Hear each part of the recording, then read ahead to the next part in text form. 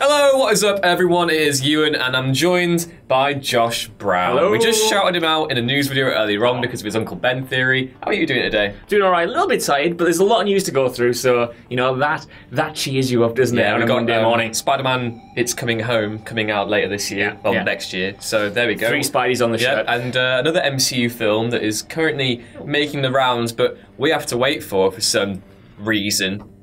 I'm quite pleased we have to wait for it in a way, enough. except for the content, mate. Except for the content. Yeah. But there have been reactions because that got its premiere in the USA the other day. What film did? Oh, it's Ant-Man And The Wasp. We didn't even mention that yet. It's obviously the next installment in the MCU, and it's supposed to be very fun, unsurprisingly so. It's weird, that, isn't it? A Marvel movie has never been called fun before. Being fun. Yeah, what a weird. Yeah. David Elric in particular had a reaction to it. A notable, not a hater of the MCU, but he liked it less than other people, but called it fun, funny, and forgettable, unfortunately. But the overall reaction seems to have been good, which you know, if you've seen the trailers, you knew you were in for a sort of a bit of a thrill ride with Ant-Man and the Wasp. But perhaps the most interesting tidbit, which we've all assumed, is that Kevin Feige said that it would, like, go into Infinity War directly, not just illusions, not just happening around the same time, not just where is Ant-Man? It's actually going to lead directly into it.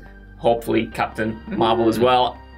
Interestingly, I know I just keep talking here, but there is more as well, and there is even more than that, but apparently one of the best parts of the movie is a post-credit scene. Apparently it's one of Marvel's best, which, you know, they've had a lot of good post-credit scenes. They've had a lot of singers. I'm thinking that's the scene that leads directly into Infinity War. I can't wait to have that spoiled for me next week. I know, that's the thing we're going to have to hide from. If I am annoyed that this is getting pushed until August, that is the reason. So yeah, the reaction's been good. Apparently the post-credit scene is really excellent. Paul Rudd is, of course, Paul Rudd and the best person of all time, but looking forward to the future, director Peyton Reed said that he wants to direct the Fantastic Four. No, get out of town. Get out of town. Oh. Apparently, I didn't even know this, but he was developing the project about 20 years ago for a big screen adaptation, and that eventually didn't get made, so he sort of wants to revisit to it. Apparently, he's had conversations in and out of Marvel hallways, whatever that means, but he said it's his dream to make the movie, and with the impending Fox-Disney merger,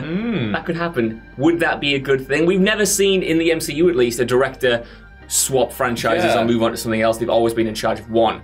So I'd be very excited about that. I've always maintained that if Disney were to acquire Fox, which they are sure to now after upping their bid from $50 to $70 billion, yeah, I think the Fantastic Four make the most sense because, especially for Disney as well, because they are Marvel's first family. You look at something like The Incredibles, for instance, and how good that is for them. It's really a no-brainer to try and have them MCU's own version of that. And the great thing about the Fantastic Four is that there is more than just that old lineup. Yeah, you can obviously have Reed, Johnny, Sue, and Ben, but you can also bring in other characters like Spider-Man. Yes. Or even Ant-Man, because Ant-Man was a part of the Future Foundation, I think. So yeah, I think there's an interesting link there. So how great would it be if we had Ant-Man be the segue into, like, you just have Hank Pym just talking about like oh yeah, we've got this other science guy, he's called Reed, he's a bit of a dork.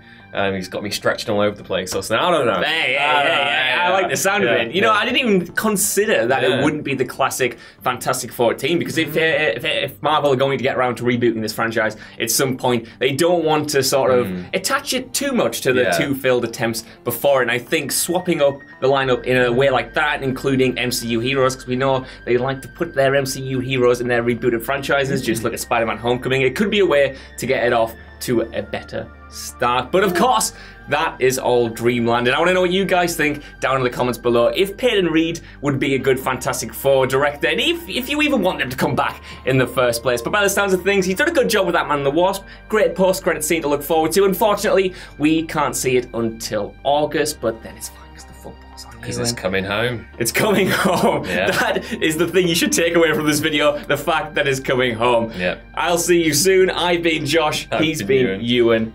And I'm going to do this outro again. And that is all the news. It looks like Peyton Reed is really wanting to make a Fantastic Four film. But I want to know what you guys think down in the comments. Would he be a good director? Or do you not even want the Fantastic Four to come back to Marvel at all, considering how they fared on the big screen so far? As always, I've been Josh. I've been Ewan. And we'll see you soon. Bye. Bye.